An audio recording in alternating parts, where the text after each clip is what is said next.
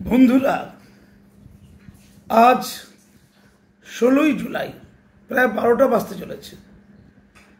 আমি বাধ্য হলাম আপনাদের সামনে আসতে। একটি শব্দ দেখলাম সারাদিন ব্যস্ততার মাঝে, ভাঙড়ের শওকত মোল্লা। তিনি বললেন যে তৃণমূলকে জেতাতে পারলে আরো 5টা লাশ পড়ে যাবে, অর্থাৎ আমরা প্রয়োজন হলে আরো 5টা লাশ জান দিয়ে দেবো, আরো 5 জন শহীদ হয়ে যাব। তৃণমূলকে জেতানো দরকার, শহীদ হওয়া যাবে। এতগুলো মরেও কোনো ব্যাপার নয়, আরো মরবো। এমনও হতে পারে 2000, 5000, 10,000 জন মুসলমান মরে যাবে, তৃণমূলকে জেতাতে হবে। 2 বছর আগে মনোনয়ন জমা দেওয়ার শেষ দিনে গোবিন্দ নস্কর বলে ওই ভাঙড়ের একজন দাবি করেছিল আমি শওকত মোল্লার লোক। শওকত মোল্লা 5,000 টাকা দিয়েছে গুলি করার জন্য, তাই আমি গুলি চালিয়েছি। নাম কি? গোবিন্দ নস্কর। এটা গোটা পশ্চিমবঙ্গের সব মিডিয়াতে ভাইরাল হয়েছে। সে যে ষড়যন্ত্র করেছিল এটা কোথাও প্রমাণিত হয়নি। সে কোথায় আছে? সে কি জেলে আছে? না। পঞ্চায়েত নির্বাচন থেকে শুরু করে বিধানসভা, লোকসভা, সর্বত্র শুধু লাশ লাশ লাশ, রক্ত রক্ত রক্ত। এরা রক্ত বলতে পারে না, এরা অক্ত বলে, অক্ত অক্ত অক্ত। আবার রাজ্জাকে লাশ করলো, রাজ্জাক কবরে, আর মোফাজ্জেল এবং বাকি আরো অনেকে জেলে, কবরে জেলে, কবরে জেলে। আরো কবর দরকার, আরো জেল দরকার। দিদি জানেন ভালো বোমবাদের কে? শওকত মোল্লা। মনে হয় আরাবুল বোমটা ভালো বাঁধতে পারে না, সে জগটা ভালো ছুটতে পারে। মনে হয় আরাবুল দুধেল গাইদের তেমন এনে দিতে পারছে না, যেটা শওকত পাচ্ছে। মধ্যিখানে এসে গেল পীর জাদা নওশাদ সিদ্দিকী, সাজ্জাদ, মানে আমাদের যে মারা গেল, সেই মারা যাওয়ার পর দাবি উঠল যে ওই লোক যে মারা গেছে, রেজ্জাক মারা গেছে, ওটা নওশাদরা বেড়েছে। কে বলছে? শওকত বলছে। নওশাদ শওকত বিরাজ বেশ। আমি ধন্যবাদ জানাচ্ছি দিদির পুলিশকে। দিদির খুব চিন্তা ছিল, রাত্রে ঘুমের অসুবিধা হয়েছিল দিদির, যে ভাঙড়ে এত রক্ত, এত খুন, এত শান্তি, এটা কলকাতা পুলিশের আন্ডারে নেই। এই কলকাতা পুলিশের আন্ডারে ভাঙড় আসার পর এই বছরে জানুয়ারি মাস থেকে এখনো পর্যন্ত একটা পর একটা হিংসা, একটা পর একটা খুনের গল্প, রাজধানী গল্প, ধর্ষণের গল্প, একটা পর একটা হিংসার গল্প। অর্থাৎ কলকাতা পুলিশে এসেও রক্ষে দিই প্রযোজনে। হ্যাঁ, শওকত সাহেব 5টা লাশ তৃণমূলকে আনতে। আচ্ছা, আপনাকে জিজ্ঞাসা করি, আপনি তো বাম আমলে রেজ্জাক মোল্লার সাথে ছিলেন, তারপরে 14 বছর ধরে দিদিকে দেখছেন। রেজ্জাক সাহেব মানে বাম আমলে আপনার নেতৃত্বে যখন রেজ্জাক সাহেব ছিলেন, ভাঙড়ের কি কি উন্নয়ন হয়েছিল? জলের উন্নয়ন, রাস্তাঘাটের উন্নয়ন, শিক্ষার উন্নয়ন, চাকরির উন্নয়ন, ক্ষমতায়ন উন্নয়ন, স্বাস্থ্যের উন্নয়ন, সাংস্কৃতিক উন্নয়ন। 14 বছরে কি কি উন্নয়ন হয়েছে? কেন লোক এই দলটাকে ভাঙড়ে ক্ষমতায় আনার জন্য 5টা লাশ হবে, আরো 5টা লাশ? আইএসএফ এর কতগুলো লাশ ফেলা হলো। পুলিশ বলছিল বাবা আমরা সব ঝামেলা নেই, সাংবাদিককে বলছে পুলিশ, কোথায়? ভাঙড়ে, যখন দাঙ্গা হচ্ছে, রক্ত ঝরছে, বলছে আপনারা যান ওদের বিরুদ্ধে লড়াই করতে, আমরা বাবা চুপচাপ, আমরা এখন দুপুরবেলা খাওয়া দাওয়া করি। এটা খবরের কাগজে নিউজ হয়েছিল। মাননীয়া শওকত বলছে 5টা লাশ পড়লো, আমরা তৃণমূলকে আনার জন্য লড়াই চালিয়ে যাব, আরো 5 জন শহীদ হয়ে যায়। যা গোবিন্দ নস্করের জন্য মাত্র 5,000 টাকা লাগে, অর্থাৎ খুন করতে 5,000 টাকা। এটা মনে হয় শওকতের কাছে আছে। চারিদিকে গোষ্ঠীদ্বন্দ্ব। ধন্যবাদ আপনার পুলিশকে, মাননীয়া, স্বীকার করলেন আপনি, আপনার পুলিশ। না, এটা আইএসএফ করেনি, এটা নওশাদ করেনি,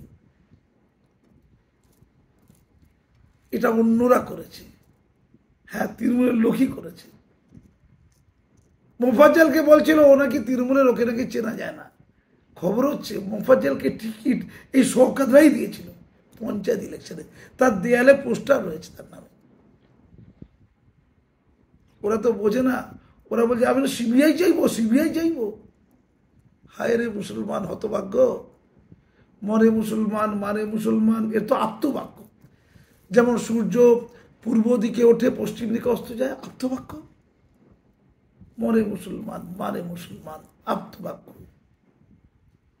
মারে মুসলমান, যে মারে সে জেলে থাকে, যে মরে সে কবরে থাকে। কবর জেল, কবর জেল, জেল কবর, ইসলাম চলছে। এবার কি কাসেম কখনো দাম করানো হবে নাকি? তাই আরাবুলকে একটা শক্তি দেওয়ার জন্য এই কম হয়নি তো। ওই রাজ্জাক তো আগে আরাবুলের ছিল, ও তো শওকতের হলো। আসলে কি ভাগাভাগি ছিল, কোথায় লেনদেন ছিল? রেজ্জাককে মরতে হলো কেন? মোফাজ্জলকে মারতে হলো কেন? মাননীয়া, একটু অন্তর্তদন্তে যাবেন। ও তো আরো লাশ চাইছে। আর কত মুসলমানদের লাশ পড়লে এই রাজ্যের ইমাম, মৌলানা, মুসলিম সভাপতি, মাতব্বর, যারা শিক্ষিত মানুষ রাস্তায় নামবে, পথে নামবে। ভাঙড়ে 65% মুসলমান, 35% অমুসলমান। খেয়াল করে দেখেছেন, যত হিংসা, যত খুনোখুনি, যত মাতব্বরি, যত নেতাগিরি, যত তোলাবাজি, যত নোংরামি, যত নষ্টামি, ওই 65%-এর মধ্যে। ইমাম মৌলানা সাহেবরা খুব তো ধর্ম ধর্ম ধর্ম ধর্ম করে। যেখানে মুসলমানরা বেশি, সেখানে এত হিংসা কেন, এত বিদ্বেষ কেন, এত খুনোখুনি কেন? আপনি যান না মালদায়, আপনি যান না দিনাজপুরে, আপনি যান না মুর্শিদাবাদে, যান, ভেবে দেখুন না। মৌলানা মাতব্বরের দল, বেরিয়ে যান, বেরিয়ে যান। মুসলমান এলাকায় গিয়ে শান্তি স্থাপন করুন। আপনারা শান্তি স্থাপন করতে রাস্তায় নামুন। ইমাম মাতা মুয়াজ্জিম মাতা পেয়েছে, যান, বেরিয়ে যান। এই কাজটা আপনাদের। ডায়লগ মারবেন, একদম একদম ধর্মের কথা বলবেন না।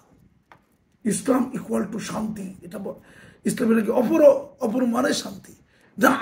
ইসলাম ইকুয়াল টু অশান্তি, এটা ওরা করছে, আমি বলছি না। ওই শওকত করছে। তো এই রাস্তা মিছিল করবেন একটা, আরো 4 জন মরলে কে মরবে? মোল্লা মরবে। আমি মৃত্যুর কোনো ধর্ম দেখি না, মৃত্যুর কোনো বন্ড হয় না, মৃত্যুর কোনো রাজনীতি হয় না, কিন্তু মৃত্যু তো ধর্ম হচ্ছে।